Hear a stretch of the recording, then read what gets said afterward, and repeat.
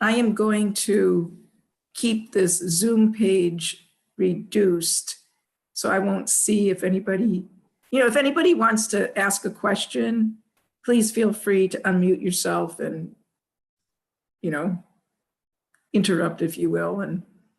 Or if anybody puts something in the chat section, you might have to tell me because I'm not going to be looking at that. So the Chaitanya Charitamrita is a very blissful book regarding the life and pastimes of Lord Chaitanya. And out of the 3 books, Bhagavad Gita, Srimad Bhagavatam, Chaitanya Charitamrita, in those 3 books, basically 3 topics are discussed. The first is Sambandha Jnana, that is knowledge that pertains to understanding what is our relation or relationship to the absolute truth, to Krishna. And out of those 3 books, Bhagavad Gita focuses on Sambandha Jnana more than the other 2 topics. The second topic is Abhideya Jnana. That means that knowledge which relates to how to execute, now that we know what is our relation to the absolute truth. Abhideya Jnana describes how to act in accordance with that relationship so that we can actually revive that relationship. So out of those 3 books I listed, Srimad Bhagavatam really stresses that Abhideya Jnana.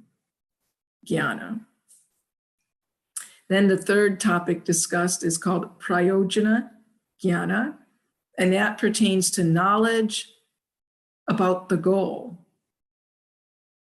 How to actually taste the fruit of devotional service. And out of the 3 books, Chaitanya Charitamrita emphasizes this Prayojana Jnana. So there's many, many descriptions throughout the Chaitanya Charitamrita of many blissful activities of Lord Chaitanya and his devotees who were the epitome of tasting the fully ripened nectarian fruits of pure devotional service. So one of the pastimes that Chaitanya Mahaprabhu performed with his devotees was an annual pastime, and it was the cleansing of the Gundicha temple.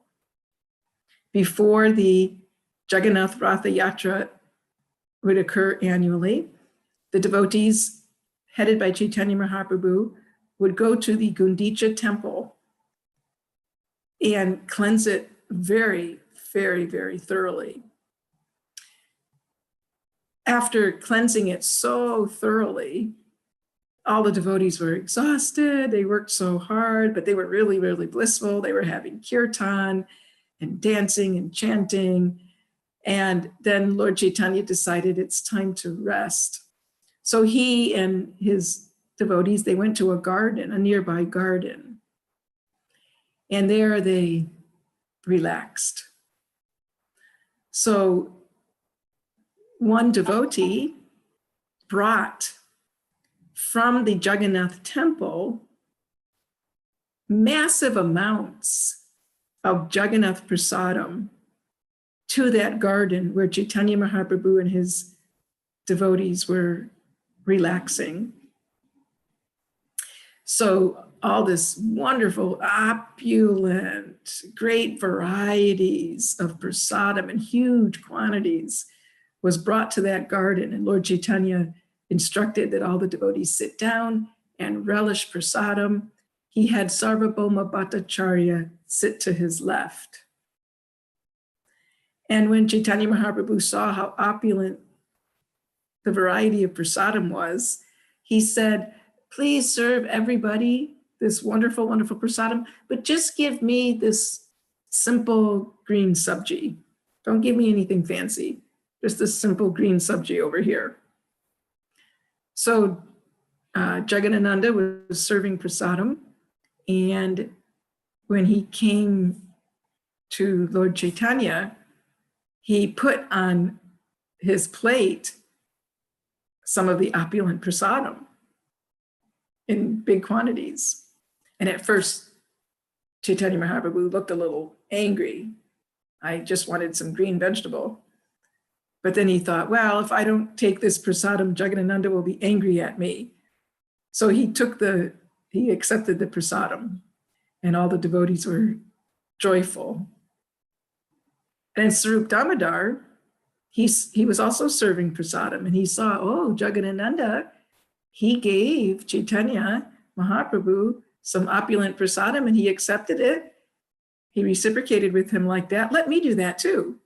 So he wanted to join the fun. So he came by Lord Chaitanya's area, and he also put a bunch of wonderful prasadam in great quantity on Chaitanya's plate. And Mahaprabhu again accepted it with great joy. So then Gopinathacharya, he was like, well, why don't I join the fun too? And he came and he served wonderful prasadam, and Chaitanya Mahaprabhu, had Sarvabhauma sitting next to him, and he wanted to offer Sarvabhauma the first class prasadam also. So he had Gopinathacharya put wonderful prasadam on Sarvabhauma's plate. So after Gopinath Acharya put this prasadam on Sarvabhauma's plate, Gopinath said, just consider what the Bhattacharya's previous mundane behavior was.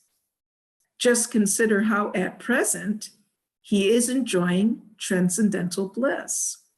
Because what happened was that Sarvabhauma Bhattacharya, when he noticed that Lord Chaitanya was accepting all this wonderful prasadam, even though he said, I just want some simple green sabji, when he noticed how Lord Chaitanya was reciprocating with devotees and really having a loving exchange with them by accepting prasadam, Sarvabhauma Bhattacharya was overcome. His heart just melted, and he was in transcendental bliss. So Gopinath Acharya was appreciating that previously. What is that previously? That previously is before Sarvabhauma actually became a devotee of Chaitanya Mahaprabhu, when he was still just like a smarta brahmana, he actually had quite mundane behavior. He was just like a rules and regulation person, not like relishing transcendental bliss.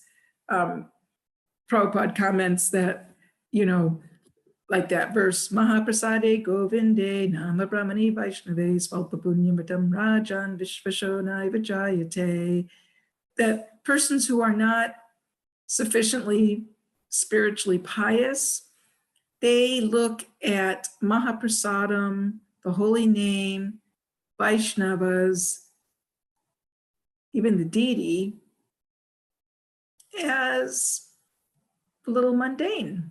They don't appreciate the power, the transcendental power of these items.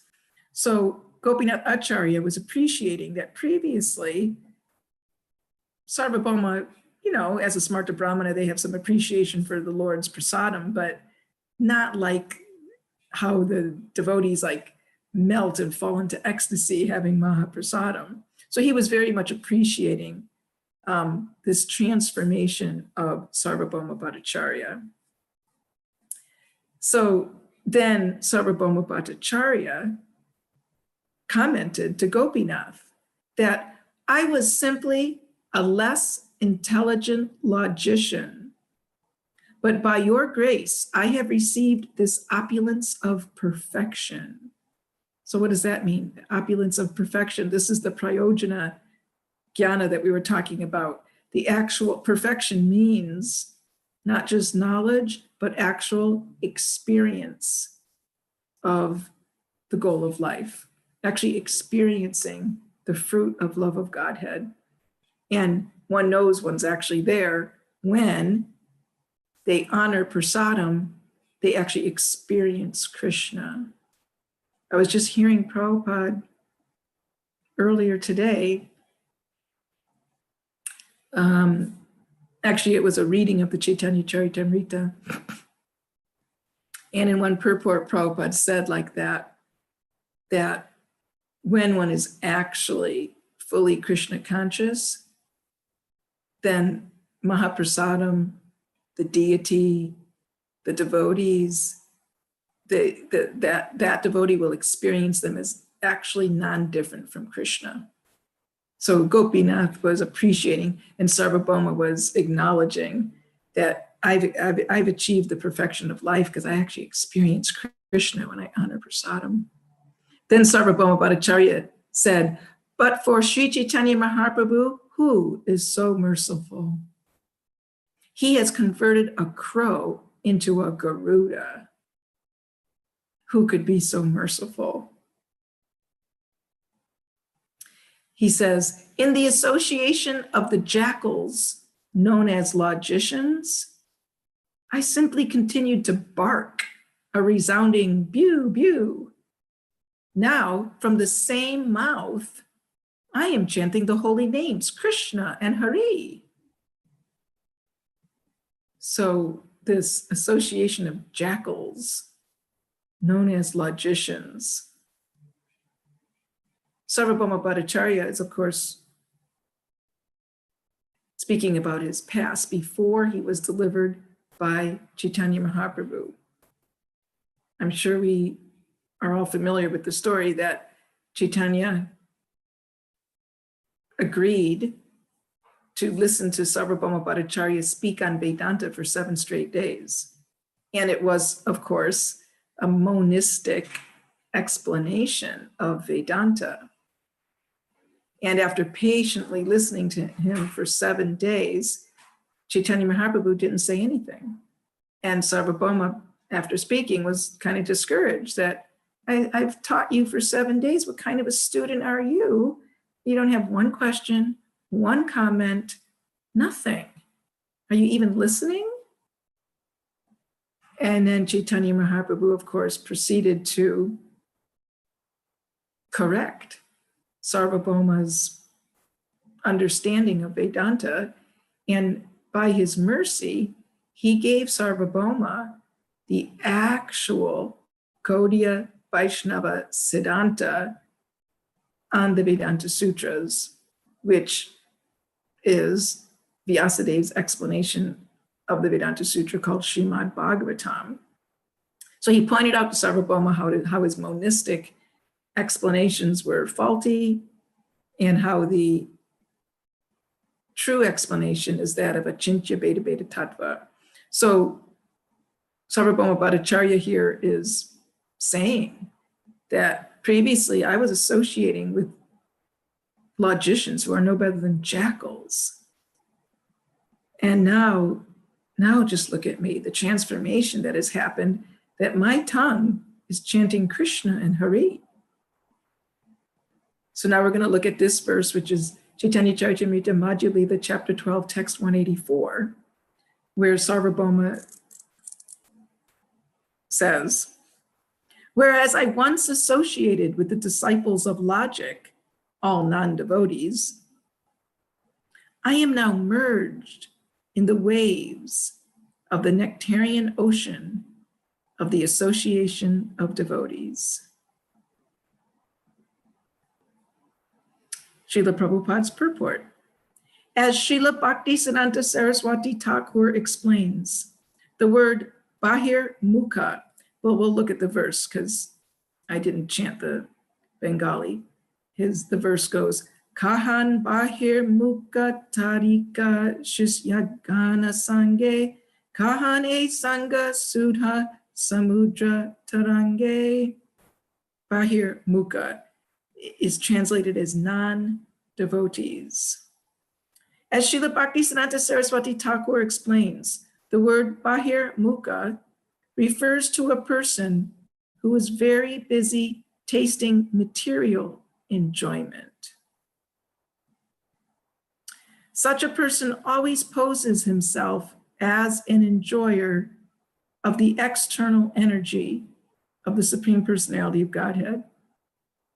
Being attracted by external opulence, the non-devotee always forgets his intimate relationship with Krishna.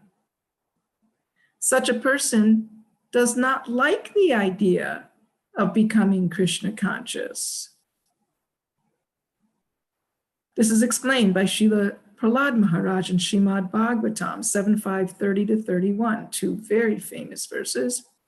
Matirna Krishne Paratasvatova Mito Bipadyeta Griha Vratanam Adanta Gobir Vishatam Tamishram Puna Punascharvita Charvananam Nate Vidusvartakatem Hi Vishnum Durashayaye Bahir Artamanina Andayatandar Upaniyamanas Tepi Shatantriam Urudam Nibadaha.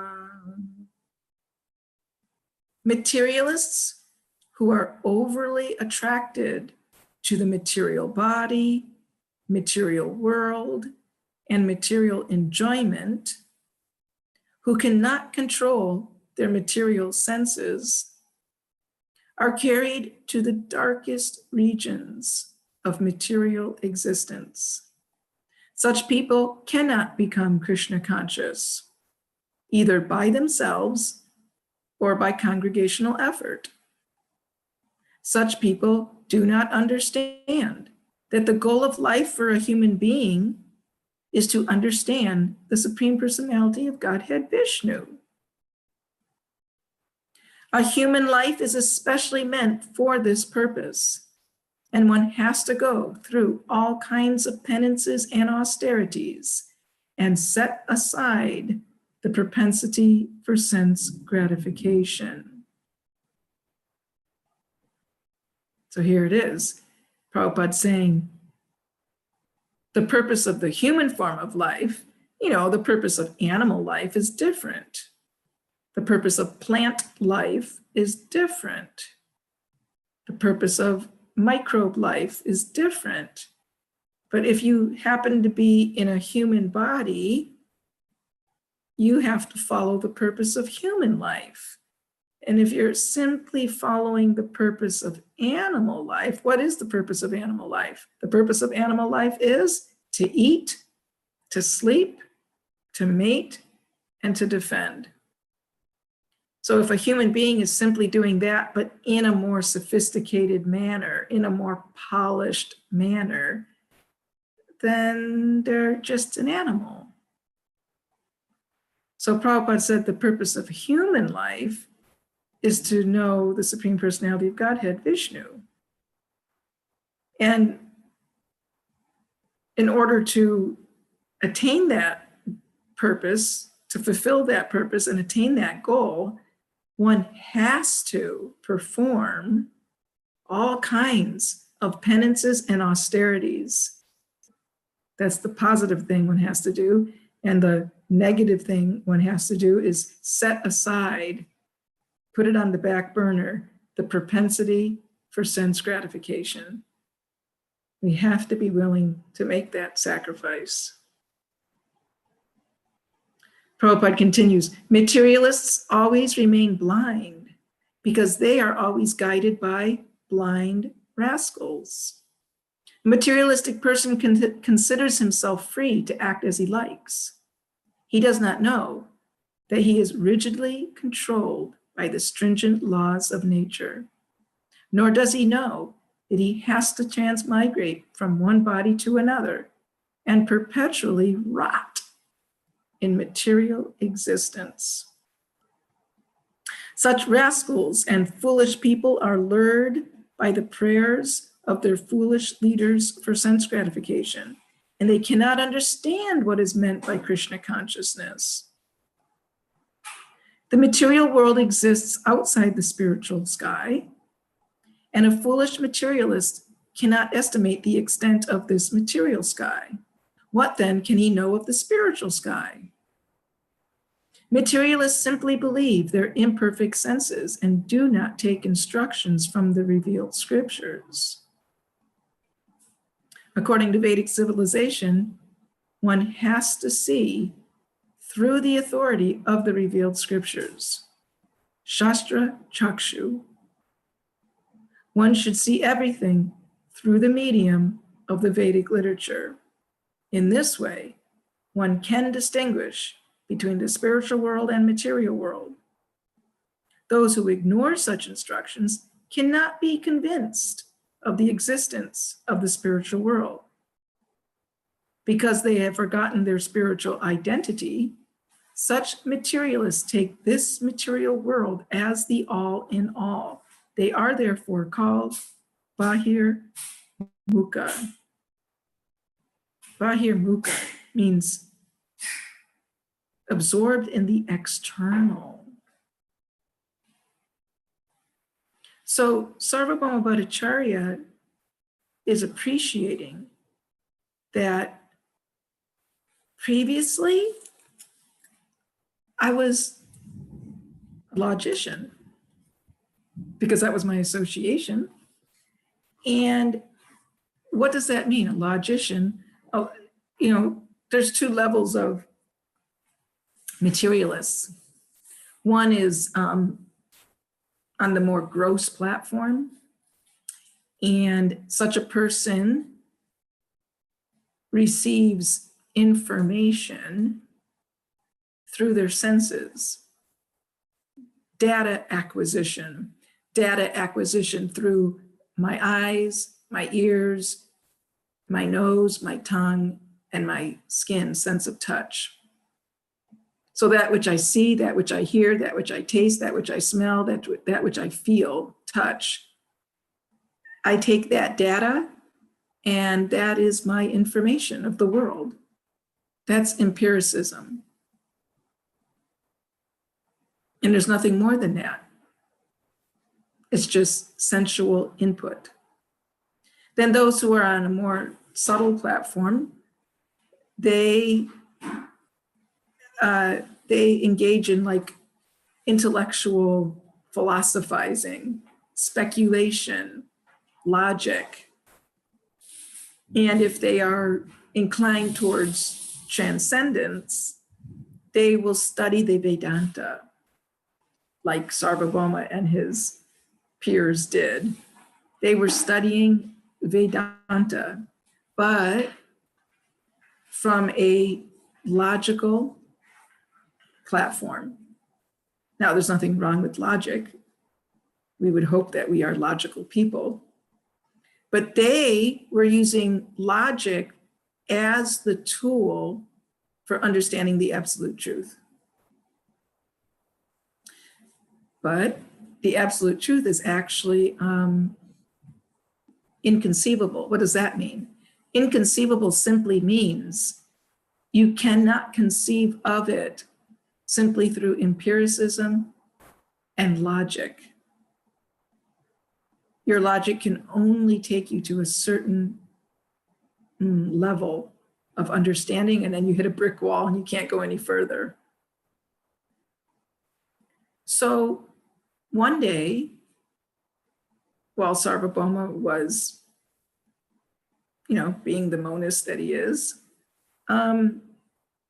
he got special mercy from Chaitanya Mahaprabhu. And we just discussed that by the Lord's mercy, he had the opportunity to speak Vedanta to him for 7 days, and the Lord very mercifully smashed his monistic understanding, which was acquired through logic. He smashed it.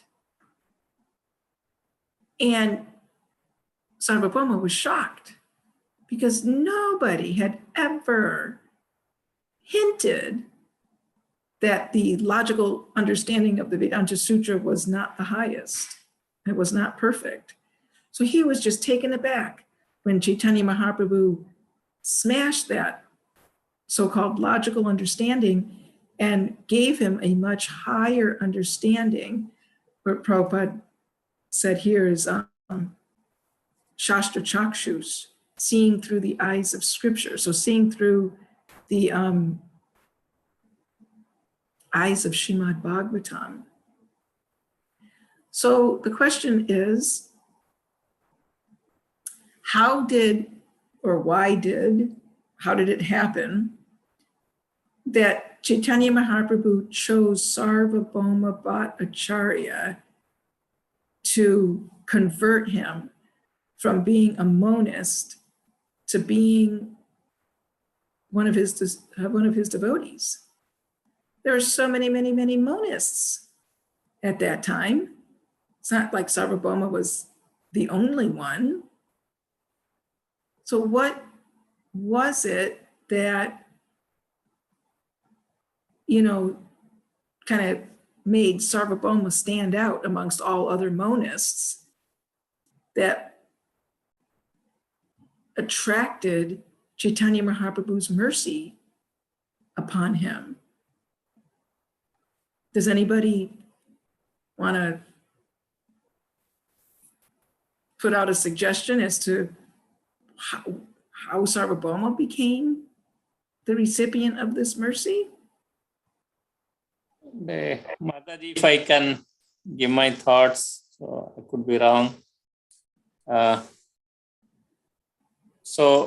When Chaitanya Mahaprabhu was there first time visiting Lord Jagannath, then seeing the deities, he lost his senses. He fell down there. He was lying down. People were not knowing what to do. So Sarvabhauma Bhattacharya saw this, and he felt pity. He wanted to bring Mahaprabhu to his home so that he could just try to bring him back into consciousness, I mean. Mm-hmm. So he did some sort of service to the Lord at that point. Again, seeing him young and all, he wanted to teach him so that Mahaprabhu can serve his philosophy or something. So his thoughts were not bad. Maybe that was something he did. Mahaprabhu was pleased. So I'm not exactly sure. We would like to hear from you. Yes, thank you very much. That is exactly right. What attracted the mercy of Chaitanya Mahaprabhu to Sarvabhauma Bhattacharya was the fact that he, Sarvabhauma, performed service. He brought Lord Chaitanya to his house and very much attended to him and brought him back into external consciousness and took care of him and fed him and kept him at his house, and such nice service. Bhagavatam starts off in the second chapter. Shushusho Shradhanasya Vasudeva Kataruchi Syan Mahatsevaya Vipra Punya Tirtha Nishevanat. A person cannot attain a taste for devotional service or an attraction to the idea of performing devotional service, an affinity for devotional service, unless and until somehow or other they render service to a devotee who is completely free from all vice. By serving that devotee, such great service is done that the Lord within the heart bestows an attraction to bhakti. So, in the purport that we read from the Chaitanya Charitamrita, Prabhupada quoted Prahlad Maharaj. And Prabhupada loves to quote these few verses from Prahlad. So we're going to go to the 7th canto, chapter 5, texts 30, 31, and 32. 3 amazing statements by Prahlad. He says to his father, because of their uncontrolled senses, persons too addicted to materialistic life make progress toward hellish conditions, and repeatedly chew that which has already been chewed. Like, been there, done that, and I didn't get any satisfaction from it, but I'm going to do it again. Their inclinations toward Krishna are never aroused, either by the instructions of others, by their own efforts, or by a combination of both. I'm sure you have met people. It doesn't matter how much you preach to them, how much you try to, convince them, show them the books, bring them to a temple, whatever you do, you just can't get them to become aroused in Krishna consciousness. They just, not interested. So what is the problem? Prahlad says, they can't become Krishna conscious by their own efforts, by the efforts you perform, or a combination of either. Why? Because they can't control their senses and they're too much addicted to materialistic life. And that resonates with what Krishna himself says in the second chapter of Bhagavad Gita to Arjuna, Arjuna is himself wavering between, should I do devotional service, which means I'm going to do what Krishna tells me to do here on the battlefield, or should I follow my own mind and do what I think I should do? And Krishna speaks to him, yeah, you know why you're on the mental platform, Prabhu? You know why? You know why you're like hesitating to do devotional service? Because Bhogaishvarya prasaktanam taya parita chetasam vyavasayatmika buddhi samadona vidyate. Because being too attached to sense enjoyment, being too attached to material opulence, or being bewildered by these things, that causes the resolute determination for devotional service to not take place. If we find in ourselves, raise your hand if you think you are on the platform of resolute determination for devotional service. You know what resolute means? Like you make a resolution, like New Year's resolutions people make. I'm going to give up eating, fried food. It lasts about 4 weeks if you're really good. If you're really good, it lasts about 4 weeks and then you give in. It doesn't become a lifetime practice. So resolute means I said I'm going to do this and I'm going to do it without interruption and with no excuses to not do it. I am going to do this for the rest of my life. Like I resolve at initiation, we make resolutions, right? Follow certain principles, chant, japa, etc. So Krishna tells Arjuna that you can't have resolute determination for devotional service. It's not possible. If you find that you don't have resolute determination, you can't get up in the morning and do morning sadhana, you can't do steady devotional service, there's a reason why. And you can make all these excuses. Why? I don't have time, I'm busy, my health, A, B, C, D, F, G. Here's the reason Krishna gives. You're too attached to sense enjoyment, or you're too attached to material opulence, or you're bewildered by such things, meaning you don't have material opulence or opportunity for sense enjoyment, but you're bewildered by it. You're thinking that I should have it. Other people have it, I should have it.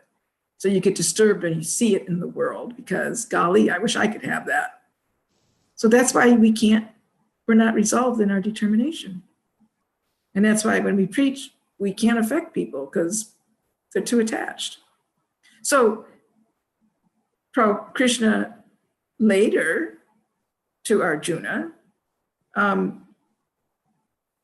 says that Mahatmanastu mam partha daivim prakritim ashrutaha bhajantyananya manaso gyatva bhutanam avyayam. That Arjuna, you can have resolute determination for devotional service. You can be fully engaged in devotional service and know me as the Supreme Personality of Godhead if you take shelter of great souls. Why? Because great souls are those who are under the protection of the divine nature. Great souls are under the protection of the divine nature, Yoga Maya, expansion of Radharani. They're under the shelter of Radharani, Bhakti Devi, Yoga Maya. Because that soul is under that protection of the divine nature, they're fully engaged in devotional service and knowing Krishna. So you can be in that category. If you want to be engaged in resolute determination for devotional service, you have to take shelter of the divine nature. How do you take shelter of the divine nature?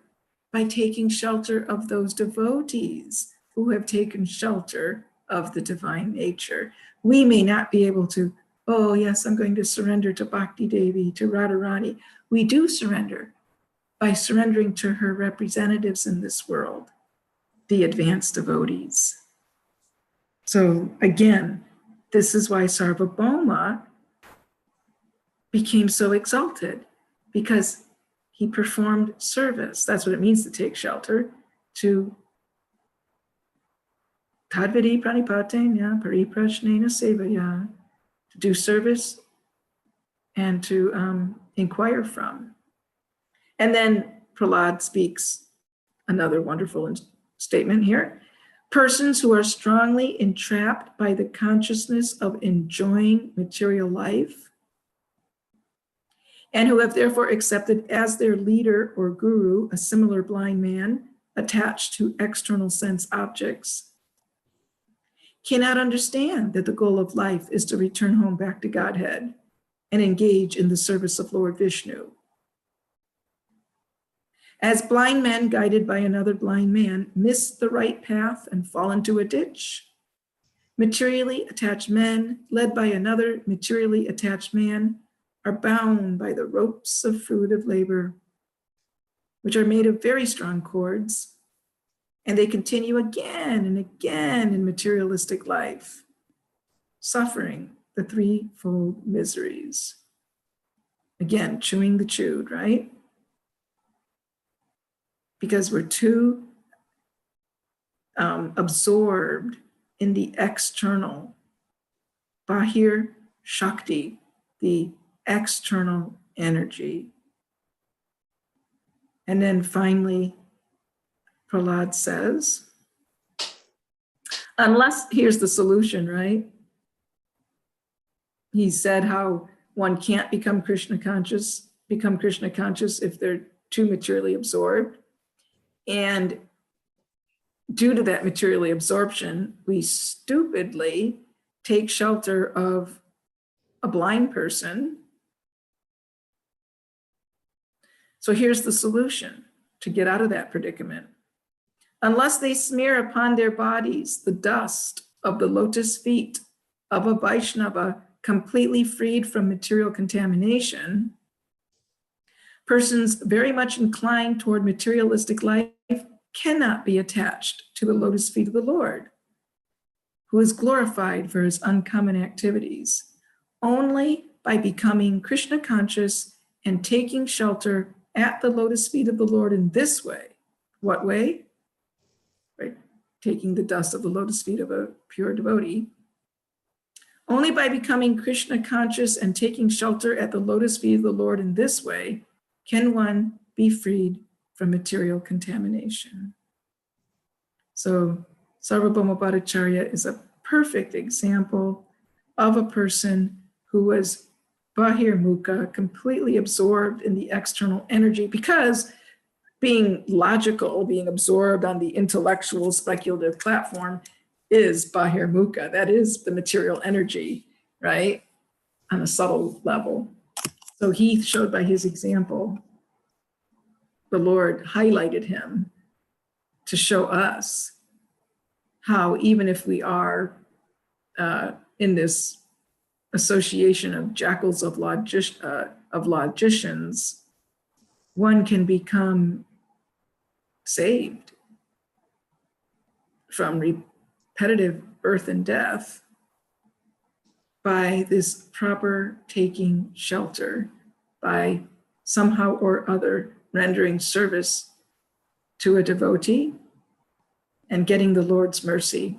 Because a devotee, a real devotee, is engaged in anyabhilashita shunyam jnana karmadya navritam anukulyena krishnanushilanam, that devotional service which is free from karma and jnana. And because their devotional service is free from karma and jnana, it's pure, then if we render service to them, we get the gift that they have, which is pure devotional service. Srila Prabhupada says that in the first canto, second chapter, that human reason fails to understand that how by serving the book Bhagavat or the devotee Bhagavat, one gains gradual promotion on the path of devotion. So the Chaitanya Charitamrita is replete with stories of persons who actually attained the fruit of love of God by implementing these formulas that we discussed tonight of taking shelter of Chaitanya Mahaprabhu and his devotees, and simultaneously not holding on to attachment to the material energy. So our hero is Sarvabhauma Bhattacharya, and we want to follow in his footsteps because we are still contaminated with this, mood of wanting to understand through just our intellect and not enough with our heart. So maybe we'll stop there and see if there's any questions, comments, any discussion that we can engage in. Let me see, get the Zoom page up here.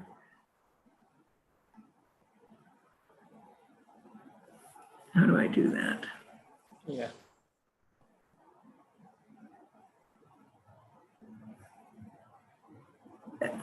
Here we go, full screen, okay. Do we have any?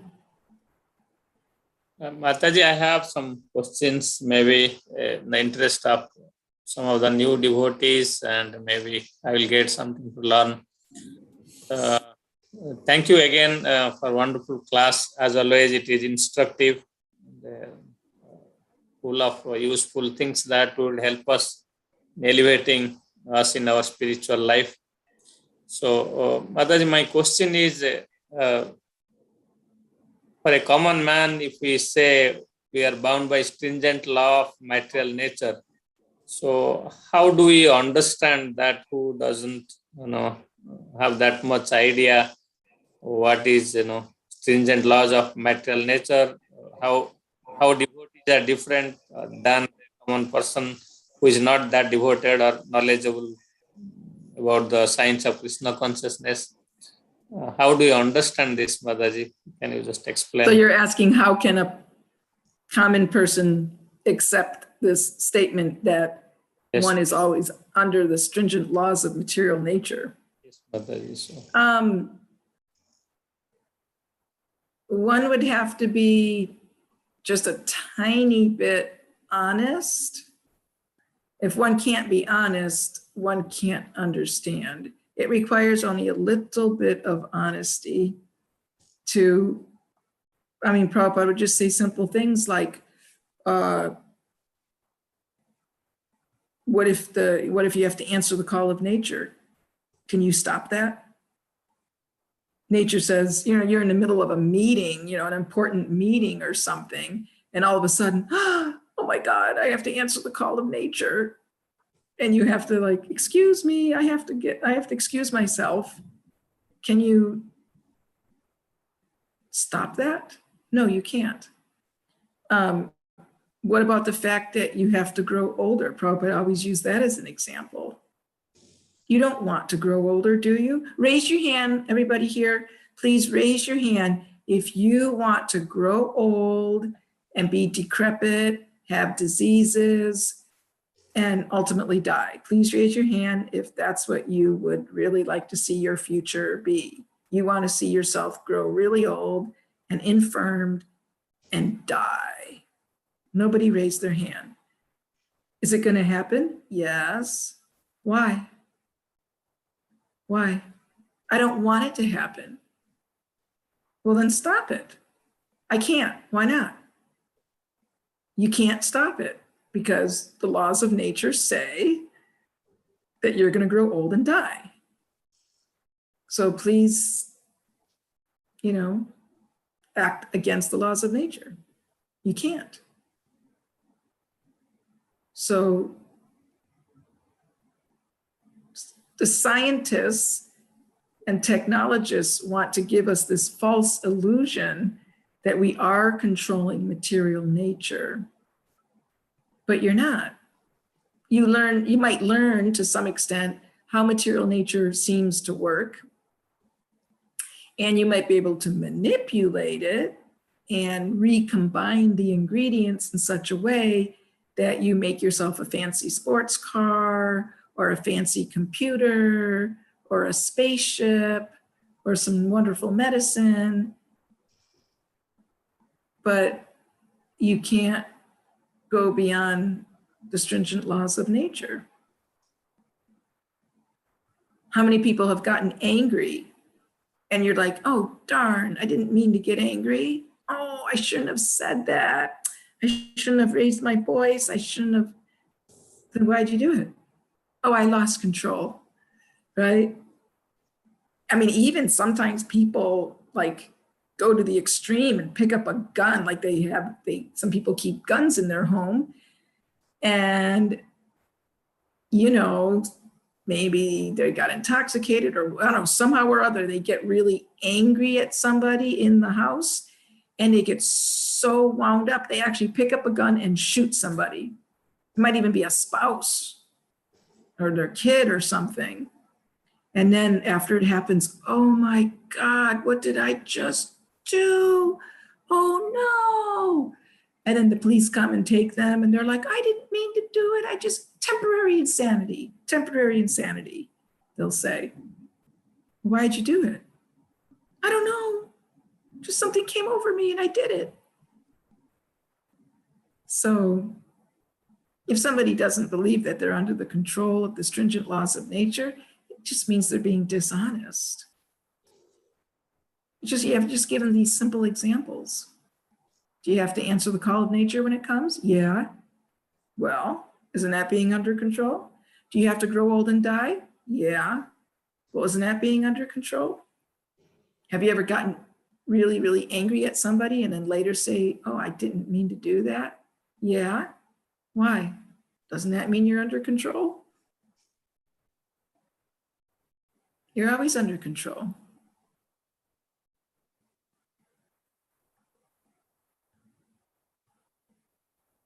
So, thank you, Mataji. There are nice explanation. So, devotee also is under similar control. Maybe how do you differentiate elevated devotees may not be under this type of?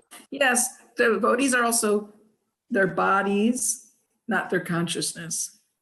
Their physical bodies are under the control of material nature because the body's made of material energy, but they're using their body in the service of Krishna. So that control is not a punishment control.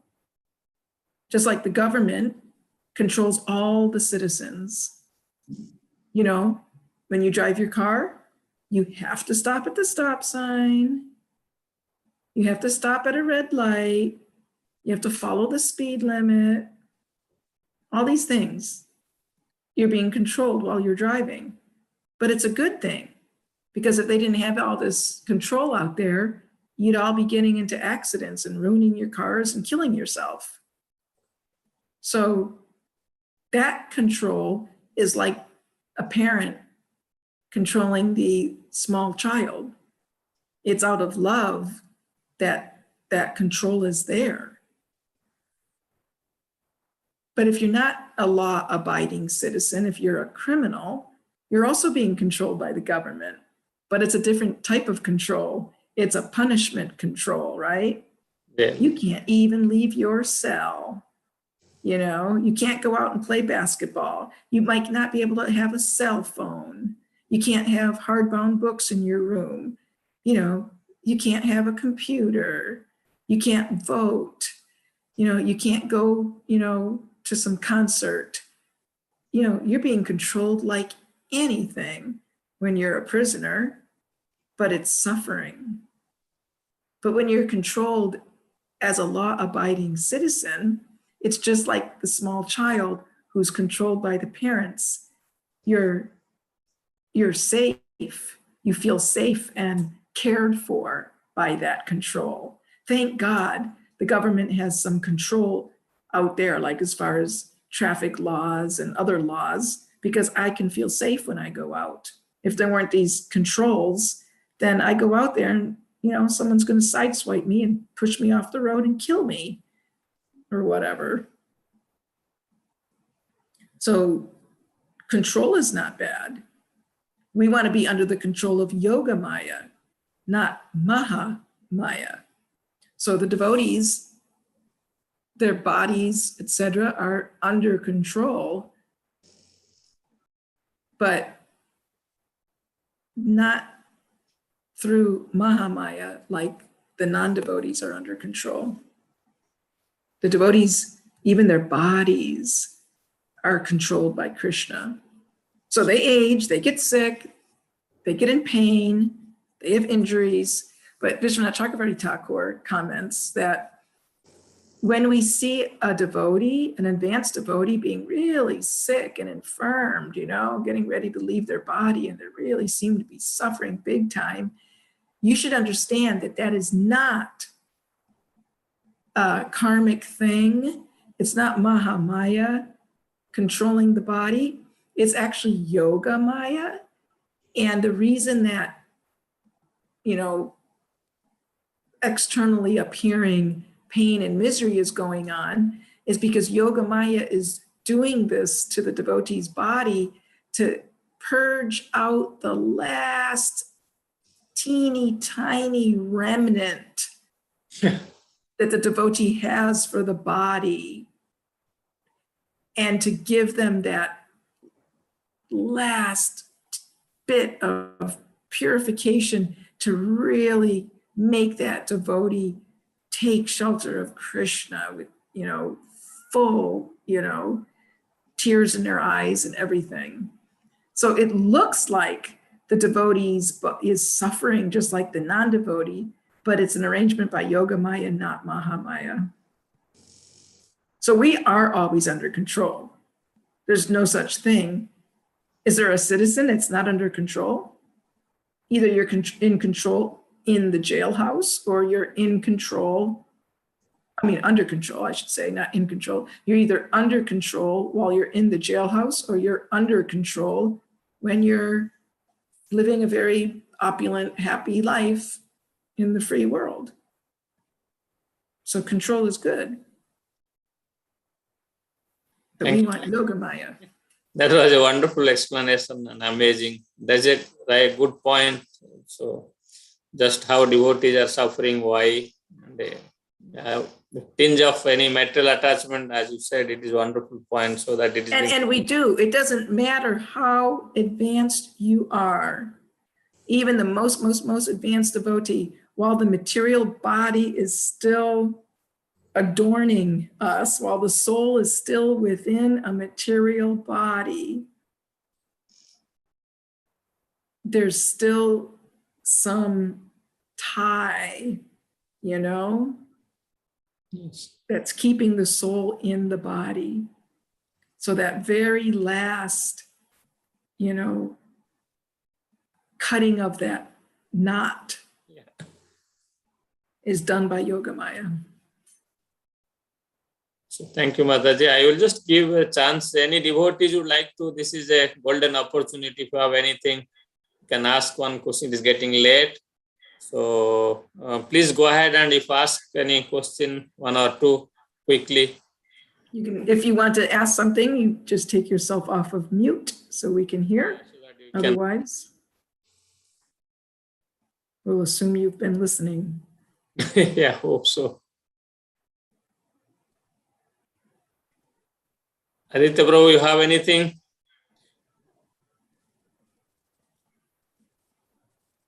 Mataji, I have a quick question again before anybody, probably if somebody doesn't come forward, we have to close it. Then can you just give a quick example, Mataji, for us? We are not that habituated in reading books, book Bhagavat or something. We know Bhagavatam reading is excellent. Hearing is also still good. Then anybody has achieved perfection by reading books. I mean, a book Bhagavat or whatever we call it, Mataji was describing. So that at least we will pick up a habit of learning, reading something every day and on a regular basis. You're asking if there's an example of somebody who attained perfection by Yes, hearing Mataji. Bhagavad? Huh? Reading Bhagavad. Yes, Mataji, that is correct. Okay, well, that's Parikshit Maharaj. Go ahead, Mataji. I could not catch it. That's Parikshit Maharaj. You know, we have Shravanam, Kirtanam, Vishnu, Smaranam, Padasevanam, Archanam, Vandanam, Sakyam, Atmanavedanam. We have the 9 processes of devotional service, and we have a devotee highlighted as being a person who attained perfection simply by performing that one anga or arm of devotional service. So Shravanam and Kirtanam, Shravanam is hearing, and Parikshit Maharaj is highlighted as the devotee who attained perfection simply by hearing Srimad Bhagavatam. Now you said reading, well, it's the same thing. Yeah, question. You know, reading or hearing. So we can read Prabhupada's purports. That way we're not just reading Srimad Bhagavatam. That won't give perfection. You have to hear from a devotee, Bhagavat devotee. So that's why Prabhupada's purports are so important, because he's giving us Bhagavatam and he's giving us association of the Bhagavat devotee, namely himself, through his purports.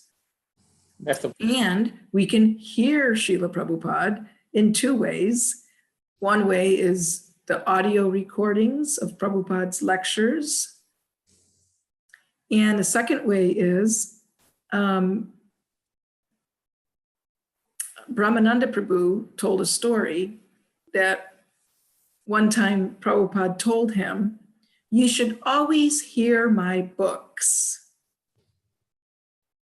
And Brahmananda was thinking, okay, Prabhupada means I should always read his books. That's fine. So he said he was reading Prabhupada's books, reading Prabhupada's books. And 30 years later, he got the realization, oh, now I understand what Prabhupada meant when he said you should always hear my books. Prabhupada was instructing me that when I'm reading, I should read out loud, even if it's just to myself. That way, I'm hearing Prabhupada's books. It's easy to read, meaning anybody can sit down and read if you're not illiterate. But how attentive are we being to that reading? Because, I can stare at a book or at a screen and move my eyes over it and read, but my mind's over somewhere else and my eyes wander and my sense of touch wanders. But if I read out loud, I'm way more attentive because now I'm using my ears. It's way more attentive. Please try this experiment at home. This is your homework assignment. Everybody here, and you can tell all your friends, this is your homework assignment.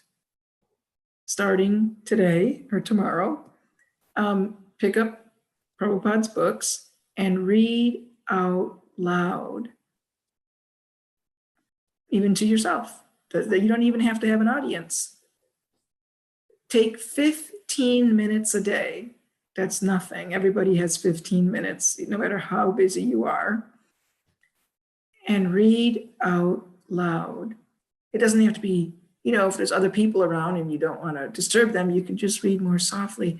Just like when you chant japa, Hare Krishna, Krishna Krishna, Hare Hare, Hare Ram, Ram Ram, Hare. For you to hear. It doesn't have to be for the whole room, the whole house. So you take Prabhupada's books and you read out loud. And you'll notice a big difference.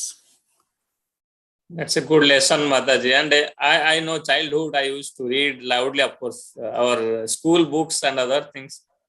That memory and other, it remains till today also, it remained in my mind, or that's what we used to do. But as you said, with the society and more sophisticated people around and all, even if you read, somebody will tell, don't disturb, oh, I'm getting this.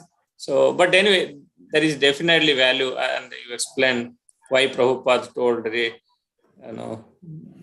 about reading the books or listening the books. So it's valuable point, Mataji. Even if we know, it doesn't come to our mind straightforward.